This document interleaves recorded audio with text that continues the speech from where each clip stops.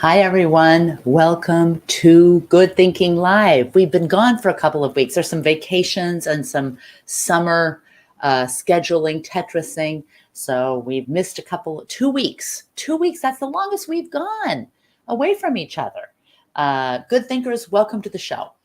Welcome and let us know who you are and where you're from. This is a show, a conversation, not a like a lesson, but kind of a lesson from all of us here as part of a conversation. I want to welcome everyone and always tell us who you are and where you're from so we can share, because the cool thing about this is the 30 minutes we have each week, most weeks, Monday morning, 9 a.m., 4 p.m. Greenwich Mean Time, 9 a.m. US West Coast time. This little bit of time away from all the time that we're told what to think so we can luxuriate in thinking about our thinking. Give ourselves just a little bit of time to think about our thinking so we can improve how we think. So I'm going to say hi to Abdurrachid. Welcome. And welcome Barkley from Washington, D.C. So as you come on the show, let us know who you are and where you're from, because we've got a lot of questions and a lot of participation. Today, we're going to talk about uncovering possible explanations, and it may be a little twist on something that, I don't know, be curious to hear how you think about explanations that you have for things. So Maria, welcome from Idaho. Welcome to the show. So we're going to just keep coming. I'm going to try to bring your comments. Sometimes they start scrolling fast because you're scrolling in from YouTube and scrolling in from LinkedIn. And sometimes I get a little delayed in welcoming everyone. I'm going to welcome Paul. Oh, Paul, hi from scorching England. I know I hear a lot of Europe is having a massive heat wave. And that can get to what are the most common explanations for things that we think or that we experience or that we see? What are the most common? How do we arrive at explanations? Hey, Ray from Camp Hill, Pennsylvania, and Kevin from Plano, Texas. Welcome everyone to the show. All right, let's get started. We're going to ask the first question. Keep coming, letting us know. First question. Do you think that people are more or less stressed than they were 10 years ago? More or less stressed. So you could put more stressed or less stressed, more stressed or less stressed. And we're going to use this idea, this belief, we believe this to be true, for the beginning kind of set of questions. So have this in your mind. I'm going to welcome some more people. Atish from Pune, India. Adam, UK, hitting over 100 degrees Fahrenheit. Those of you, I'm so sorry. That sounds not heavenly. Hi, Akshay from Bangalore. Let's see. Adam from Port Mill, South Carolina. Okay, so Adam says more stress. All right, more stressed. Mumbai, India. Eric says more stressed. Ray says more stressed. Akshay says more stressed. Paul says more stressed. Barkley says more stressed. Terry says more stressed. Lorraine, less. Ooh, I love the contrarian. I mean, there's not really a right or wrong answer to this at this point, because we don't even have a clarity of concept about what we mean by we're talking about stress. But, we have this feeling, this vibe, this idea. And it sounds like Abdurrachid says more stress. It's probably saying more. Okay, so Paul says greetings from Costa Rica. Or Paolo says, I said Paul. Paolo says greetings from Costa Rica. Welcome. All right. So it looks like, with one good exception, Lorraine, it feels like most people feel that we are more stressed than we were 10 years ago. Now, 10 years ago, I'm not talking about like in the past. I'm not talking about 20 years ago. I'm talking about 10 years ago. So that would have been 2012. What's going on? What was going on in our own lives in 2012? So that's a very specific thing. You might feel like I was more stressed than I used to be, but maybe in 2012, there was something going on in your life that was even more stressful. All right. So Adam says, I have relatives in the UK. That's how I heard about the weather. Oh, okay. I'm glad you're not melting there. Alexander, fighting Ukraine. Fantastic. Welcome. I'm so glad you're able to show up. I hope you're safe. Kokila, welcome everyone. Glad to meet you all. Welcome, Kokila. And Adam says, although there is the aspect of less stress due to greater availability of working remote. Yeah, so there's a lot of different opinions about, I think, Adam, this is a good segue because you actually gave an explanation. And that's what the whole point of this conversation is explanations. When you think of why things are the way they are. So we've already got you thinking about, yeah, I think that we have more stress than we did 10 years ago. When you think of why things are the way they are, here's the next question. How confident are you that you know the reason? So Adam hinted and also says something wonderful. I wanted to just bring this onto the screen. Stand with Ukraine. Fantastic. Rubber chicken. All right. Fantastic. How confident are you about the explanations for why things are the way they are? And in this particular case, why we might be more stressed, or why you think we're more stressed than we were 10 years ago. How confident are you in the explanation or the reason? Let me know. Like, I'm really confident I know the reason, or I'm not really confident. Maybe you're really confident is a 5 level of confidence, and I'm not confident I know the reason, 1. Little hint, the reason. Okay. All right. So how confident are you that you know the reason? And do you know why? So do you know why you feel that we're more stressed, and how confident? Now, what do you know that is 100% true? Not 99% true, 100% true. Like, 100% true. I'm not talking about death and taxes. No fair putting death and taxes. What do you know that's 100% true? All right. So now we're getting, okay, so Adam says he misspelled and corrected that. Hashtag fantastic. All right. Abdurrachid said, I'm confident that I know the reason, of 4.5. Okay. So Abdurrachid, good for you. You came out right here and said, I know the reason. I think you said that you feel we're more stressed. We collectively, maybe you know your own reason, but we collectively.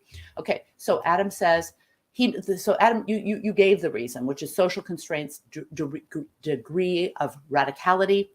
How confident are you? Not giving the reason, but how confident are you in that explanation?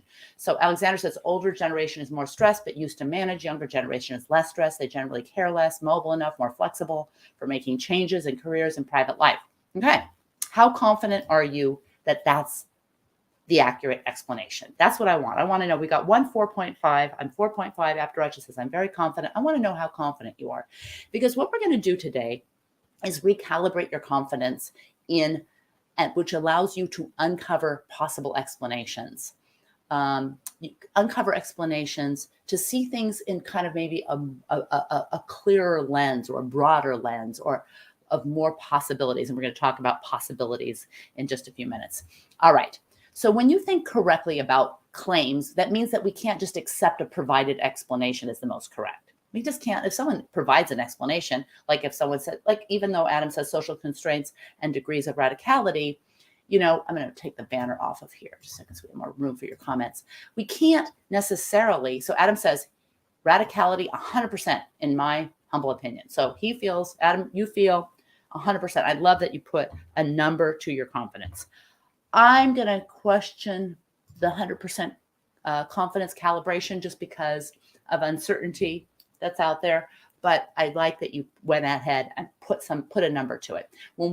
Here's a story from when we were a number of years ago. We took our family to one of my favorite cities in the United States, New Orleans. How many of you either live or been to New Orleans or want to go to New Orleans? I love New Orleans. And we went, and they have these ghost tours. It's, for the United States, it's a very old city. For those of you in Europe and other countries, it may be a new city, but for us, it's a very old city. And they offer these ghost tours, and you can go at night, and there's actors, and they take you through, and or historians or whatever, and they take you through. And if you're inclined to believe in ghosts, it can be really fun. And even if you're not, how many of you, do any of you believe, are any of you kind of ghost leaning, kind of, you think, okay, that could be. So anyway, as we were going through this tour, she took out this photo album. These were like old pre-digital photographs. She took out this photo album, and she showed us where there were these, along the stairs in these old mansions, these old, dark black and white photos. There were these like little orbs. And she said, these are ghosts. And everyone kind of crowded around. Maybe there were, 20, 30 people in this ghost tour. We all crowded around. And we saw these orbs. And people, probably people on the ghost tour are more inclined to be ghost believers. than we were, for example. And she points to the orbs and she says, these are ghosts. There is no other explanation. So as it turns out, there's a lot of explanations for how you can get dust particles and how lighting and all sorts of things that can explain these orbs. Ghosts being one of them for sure, that's, but she said there was no other explanation. So there's no other explanation became kind of this joke in our family to remind ourselves that when we really want to believe something is true, to not lean into there's no other explanation. So if someone says something and they say, and we think, oh, and they describe it this way, oh, this person behaved this way because they're a bad person. Oh, there's no other explanation. So it became this kind of little device that we used to think about the ghost tour, to remind us that there are always other explanations. Always. I mean, that's kind of the reminder. So I'm going to bring some more comments in, and then we're going to get into some interesting stuff about how we can think about this. Facts are facts. The closer you get to quantum physics, the closer you start to wonder, I don't know. We'll see. I like it. Good morning, listening from Cayman Islands. Welcome from the Cayman Islands. Okay, Eric says, I'm not really confident about the reason. I think that after years and years of globalization, the world is going back in this idea. I will say 30%. Okay, anyone who's going to put a number on their confidence, gets a rubber chicken, because putting a number on our confidence is the first step toward calibrating our ability to provide useful explanations and also our ability to anticipate the future. So Abdurrachid says, as an explanation, I would say globalization, because we have more access to element to potentially cause us to be stressed. I think that's definitely, it's got to be a contributing factor, whether that causes more or less stress in everyone. It's hard. I don't know. Confidence level is 2. Didn't really think much about it. Just feeling some stress right now. Fair enough. Fair enough. Confidence level 2, because that's a good one. I like this one because our affect heuristic, the way we feel about things, about whatever, can influence the evidence that we seek. So that's a little bit, it's a little twist on affect heuristic. All right, let's keep going. Let's see what else we have. Let's see.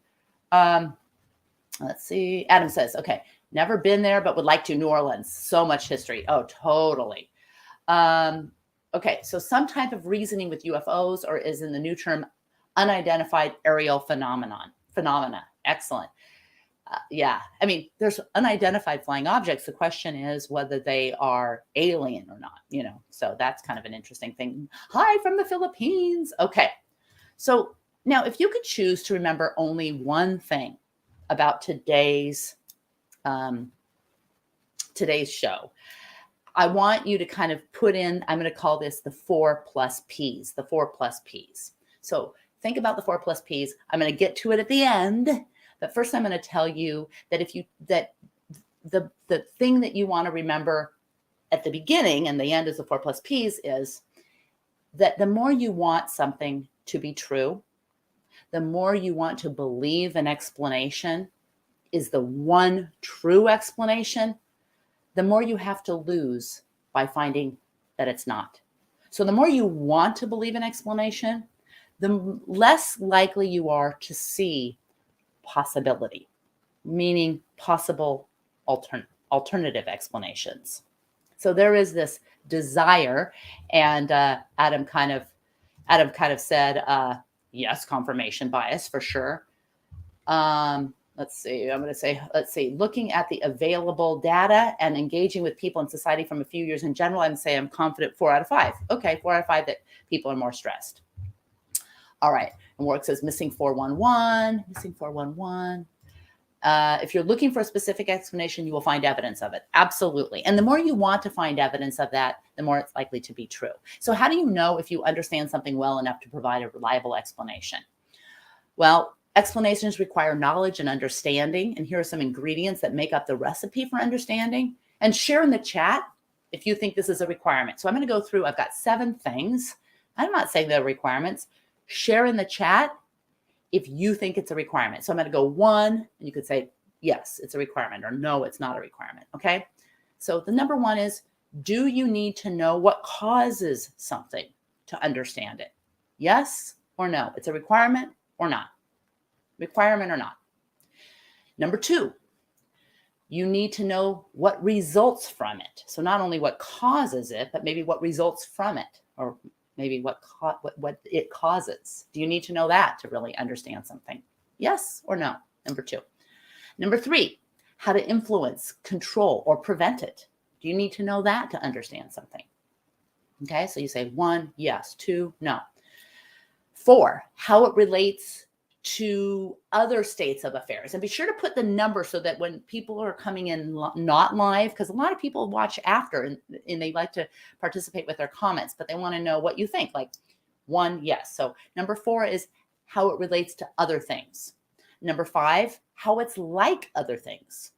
Not how it relates, how it's like. Are these requirements? How about how it's not like other things? That's number 6. Number 6, how it's not like other things. And number 7, how to predict its onset and course. Now, those are 7 things. There might be other things that people think about when they think about how to understand things so that you can provide an explanation so you know how to explain things. But are these all requirements?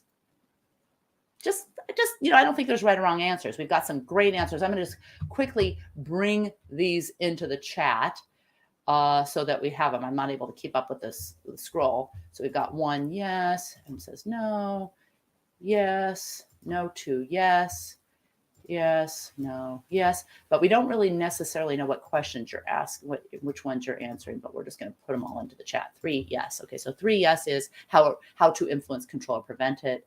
1 through 4, no. 5, yes. 6, yes. Definitely 6. So definitely 6, how it's not like other things. Okay, that's interesting. 7, yes. How to predict its onset. You need to know how to predict its onset. Adam says potentially. I will give an example of the car.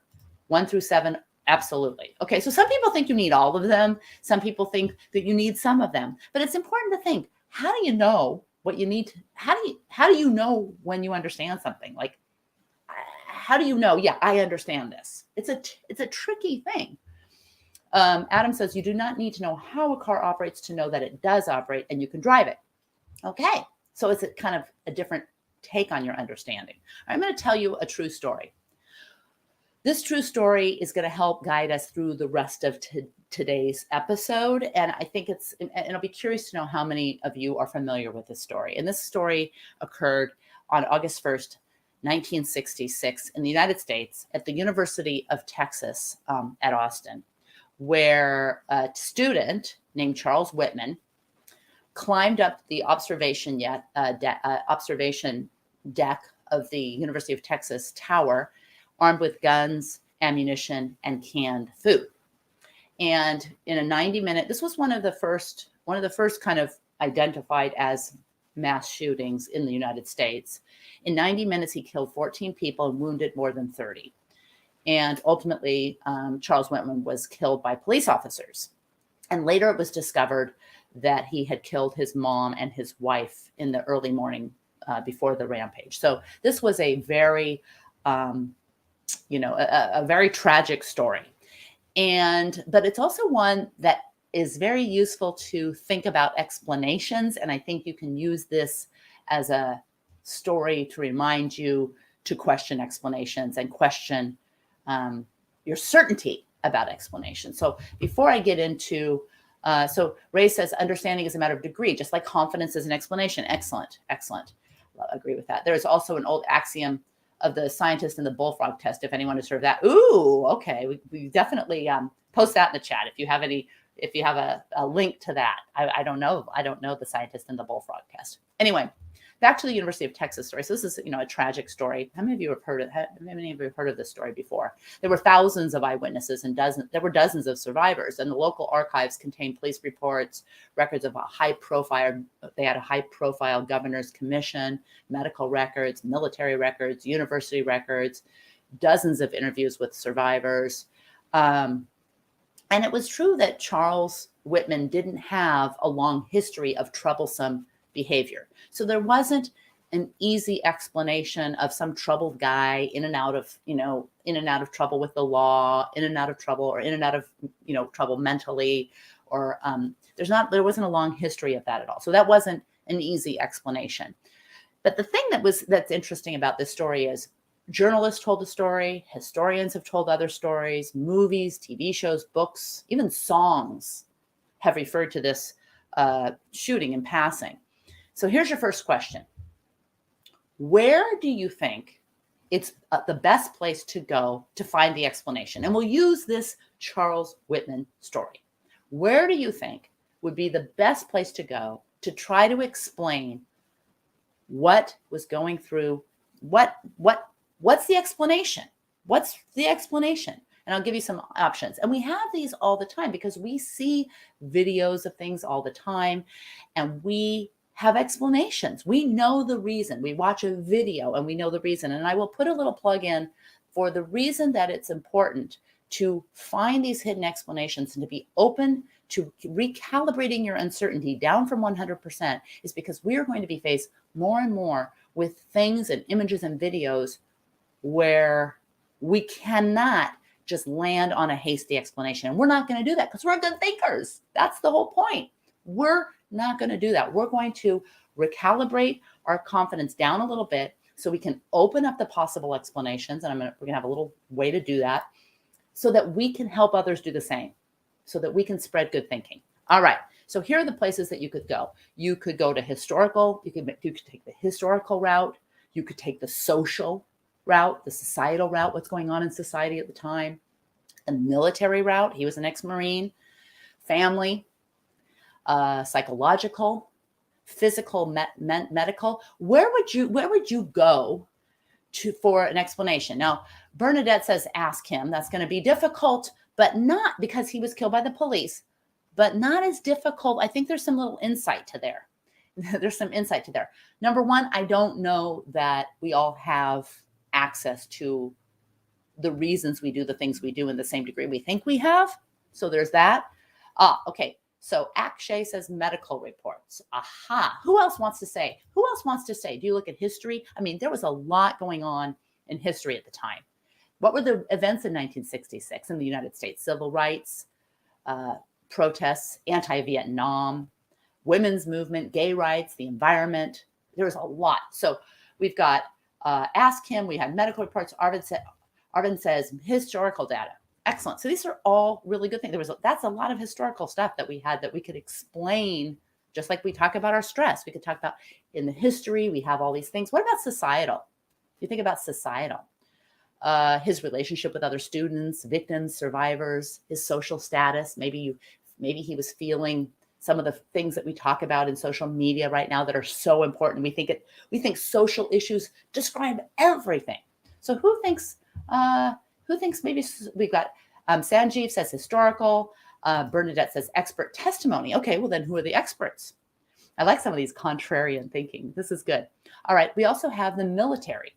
I mean, would military describe the thing? And that kind of ties in with social because he comes back. He's got all these experiences, PTSD perhaps. Could that be? I mean, he was a Marine. Is that the best way to describe that? What about family? How many? So Abdurrahman says psychological, maybe childhood trauma. Excellent. Excellent. All right. Well, it turns out that he did come from an abusive home, evidently, and admitted to domestic violence with his own wife prior to him killing her. So a little morbid topic, but that is something to consider. What about psychological? Some people said psychological. All right. I know Abdurrahman said psychological. All right. So what about his prior state? Well, he had been described as a good guy. I mean, notwithstanding the wife situation, he had been described as a good guy. And not long before he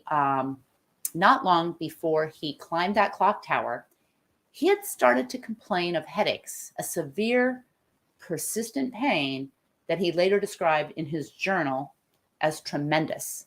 And he wrote increasingly troubled journal entries about his physical, the pain, and the mental, which we always think of as separate. Maybe they're not separate. Maybe we just like to think of them as separate. The mental pain that he put, quote, recently, and I cannot recall when it all started, I have been a victim of many unusual and irrational thoughts. We would call those today intrusive thoughts, perhaps. He paid a visit to the campus mental health center, complaining of violent impulses. So he was complaining of a pain, and he was complaining of violent impulses. All right. So we've got some other things. I'm going to just pull this on. So I'm just going to click on there so you can pause the video and watch this. I'm not going to, that's great. Thank you so much for putting that on there, Adam. That's great. So we've got, I would check his home, his computer. Now this is 1966. Unlikely to have a computer that you can check. So got to remember, the world isn't always exactly the way it is now, but I can see why, but same journal, depression, recent history, aha, Abdurrachid. Do you know the story? Do you know the story? All right. He had even penned a suicide note that requested an autopsy to examine his brain because he was convinced it would show some visual physical disorder. So it turns out that whoever said tumor, physical, and thinking that physical is separate from psychological, I would argue probably is one of our biggest detours away from good thinking, but we'll get there, I'm sure, eventually. Immunological, probably psychiatry, neurology, immunology will all be one field one day, who knows? But it turns out that they found posthumously that he did have a brain tumor nestled between his thalamus, his hypothalamus, and his amygdala that was developing quietly, and it was about the size of a pecan. And although the initial autopsy was inconclusive about the role of the tumor in the shooting, because it doesn't, you couldn't be conclusive. I mean, yes, it turns out that a follow-up investigation by a group of scientists commissioned by the governor showed that it could have played a part that day.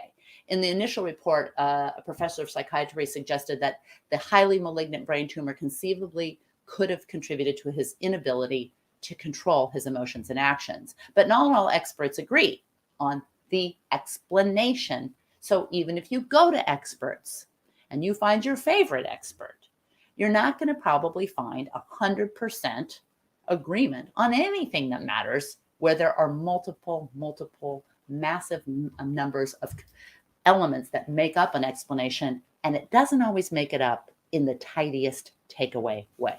Explanations that we want to be true. It's all because he was treated poorly. He was bullied. It's racism. It's gender. It's this and that. All of these things that we want as kind of these tidy takeaway cohesive reasons in a world of unknown and uncertainty.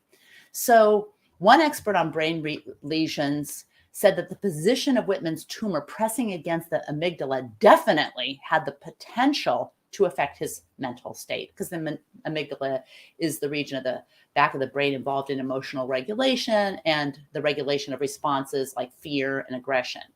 And there are instances of tumors like Whitman's which have affected patients' entire personalities. So, and other people said it was unlikely that it was, and other neuroscientists took a more skeptical view. So my point of all of this is there are a lot of things. I mean, if we could do brain scans of every criminal as part of our criminal justice system, maybe we would think completely differently about retribution and treatment and all of this. And there's so many examples of organic causes or potential organic causes, just happenstance findings of causes that have organic manifestations where we might think, okay, that's an explanation I had never thought of.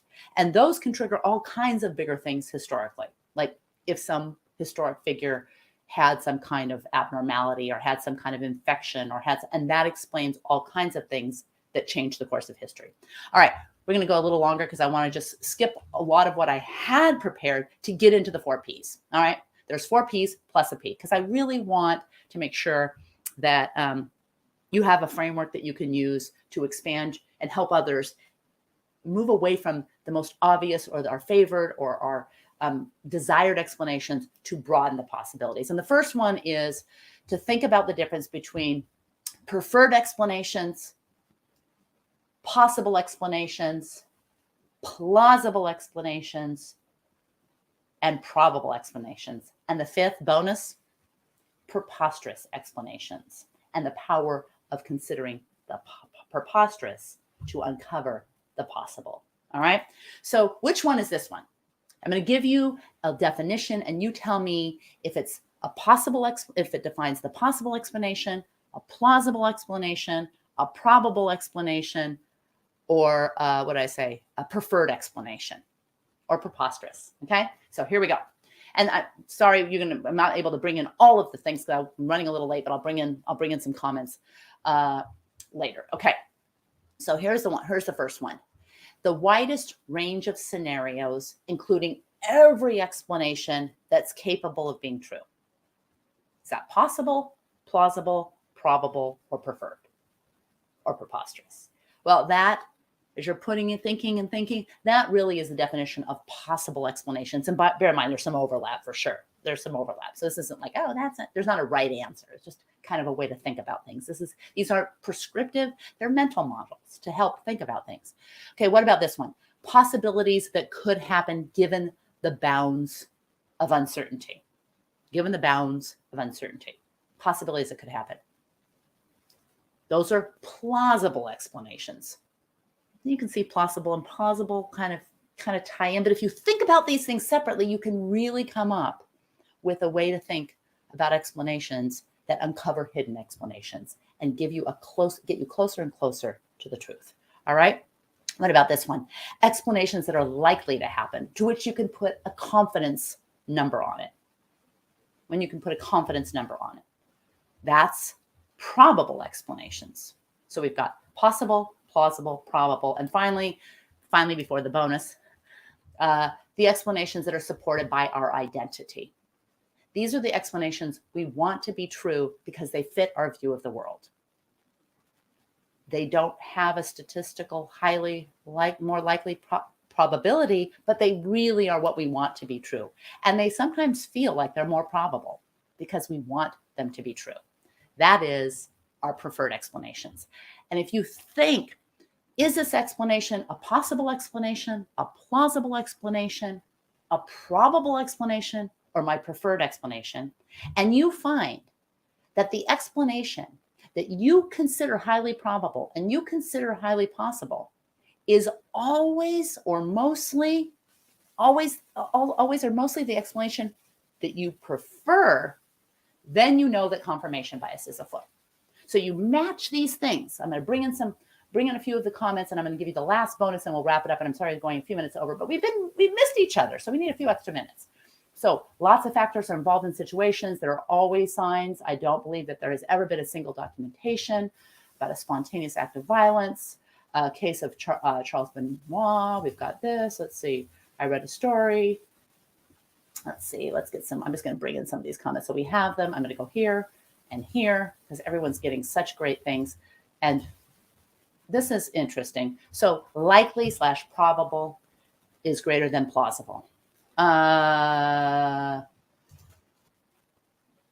Probable is probably the more highly probable is probably not going to be more a bigger subset than plausible, but we can get into that at another time. But if the only lesson is that if you find that your preferred explanation is always the explanation that you think is more possible, more probable, and more plausible, then you know that's your hint that you should do one more thing, which is consider preposterous explanations. And sometimes preposterous explanations, I'm not saying these conspiracy theories that require the world to work in ways that they do not work and putting all these things together, but just considering preposterous explanations can help you break out of making everything tidy around your preferred explanation. All right. So just these 5 P's: possible, plausible, probable, preferred, preposterous. Think about these explanations in these different ways. And what you will find is that the answer to the question, how often is there only one explanation, that going back to the ghost story, likely never. Have a good week. Sorry I couldn't bring in more comments. And hopefully I will see you next week. Tune in each week, 9 a.m. Pacific time, 4 p.m. Greenwich Mean Time on LinkedIn. You can go to Becky Saltzman, subscribe, and hit that channel. We don't do a lot of post editing. It's just our live show. But we do look at all the comments late. So if you're coming in on LinkedIn or on YouTube after the fact and you making comments, we see them all. And hopefully I'll get to some of these comments as the week goes on. Have a great week. Thanks, Good Thinkers. Bye-bye.